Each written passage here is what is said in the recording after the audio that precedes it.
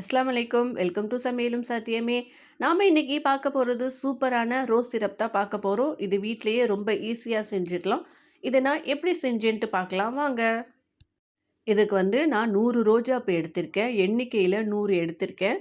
அது ரோஜாப்பூ எதழ மட்டும் தனியா பிச்சு எடுத்துக்கலாம். தனியா பிச்சத 2, 3 தண்ணி நல்லா அலசி எடுத்துக்கோங்க. அதில விதை இருக்கும், தூசி இருக்கும். அதனால 2, 3 தண்ணி நல்லா அலசிட்டு, அத வேற ஒரு பாத்திரத்துக்கு நம்ம மாத்திக்கலாம். தண்ணி இல்லாம பார்த்துக்கோங்க. நான் எடுத்து வச்ச ரோஜாப்பூ இதழ், அதுக்கு 200 எம்எல் தண்ணீர் எடுத்திருக்கேன். 2 எலுமிச்சை பழம் எடுத்திருக்கேன். அதை எடுத்து வச்ச தண்ணியையும், எலுமிச்சை பழத்தையும் அந்த ரோஜாப்பூ இதழோட சேர்த்துக்கலாம். சேர்த்துட்டு அத நல்லா கலந்து விட்டுக்கோங்க.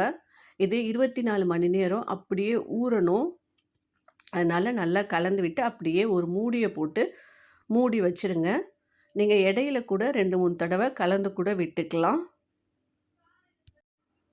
ஒரு நாள் ஆச்சு. நல்லா எசன்ஸ்லாம் இறங்கியிருக்கு. இத அப்படியே ஒரு மிக்ஸி ஜார்ல சேர்த்துட்டு பேஸ்ட்டா அரைச்சு எடுத்துக்கோங்க. அரைச்சுட்டு வந்த பேஸ்ட்ட ஒரு வடித்தட்டில போட்டு நல்லா வடிகட்டி எடுத்துக்கலாம். இதுக்கு நீங்க எக்ஸ்ட்ரா தண்ணிலாம் எதுவுமே சேர்க்கக்கூடாது. அதையே நல்லா வடிகட்டி எடுத்துக்கோங்க. இத நம்ம நல்லா வடிகட்டி எடுத்துக்கிட்டோம். இதுக்கு 1 கிலோ அளவு சர்க்கரை சேர்த்துக்கலாம். 100 ரோஜாப்பூக்கு 1 கிலோ அளவு சர்க்கரை சரியா இருக்கும். இத அடுப்புல வச்சுட்டு நல்லா கலந்து விட்டுக்கோங்க. சர்க்கரை நல்லா கரையட்டும். சர்க்கரை கரைஞ்ச பிறகு 10 டூ 15 நிமிஷம் இது நல்லா கொதிக்கணும். அப்பப்போ கலந்து விட்டுட்டே இருங்க. அடுப்ப மீடியம் ஃப்ளேம்ல வச்சுக்கோங்க. நல்லா கொதிச்சா தான் அந்த சிரப்போட கன்சிஸ்டன்சி கரெக்ட்டா கிடைக்கும். நான் இதுக்கு 1/4 டீஸ்பூன் அளவு ராஸ்பெர்ரி ரெட் சேர்த்திருக்கேன். கலர் சேர்த்தா இன்னும் பார்க்குறதுக்கு நல்லா இருக்குங்கிறதுக்காக நான் கலர் சேர்த்துருக்கேன். உங்களுக்கு வேணும்னா சேர்த்துக்கோங்க, வேணாண்டா ஸ்கிப் பண்ணிக்கலாம். இது நல்லா கொதிச்சுட்டு இருக்கு. ரோஸ் சிரப் நம்ம வீட்லயே ரெடி பண்ணி வச்சுக்கிட்டோம்னா, ரோஜாப்பூ ஜூஸ் போடுறதுக்கு, ரோஸ் மில்க் போடுறதுக்குலாம் நமக்கு ஈஸியா இருக்கும். நெறையா டெசர்ட்க்கு கூட இந்த ரோஸ் சிரப் யூஸ் பண்ணிக்கலாம். நல்லா கொதிக்குது. கொதிச்ச பிறகு அடுப்ப ஆஃப் பண்ணிட்டு கீழ இறக்கி வச்சுக்கலாம்.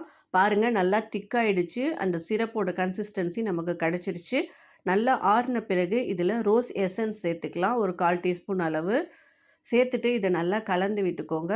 இது ரோஜாப்பூ ஜூஸ் அடிக்கடி குடிச்சா நம்ம ஹெல்த்துக்கு ரொம்ப நல்லது. நம்ம ஸ்கின்னுக்கும் நல்லது. ஹார்ட்டுக்கு நல்லது. ஐசைட் நல்லாயிருக்கும். ஸ்கின்னும் க்ளோவா இருக்கும்.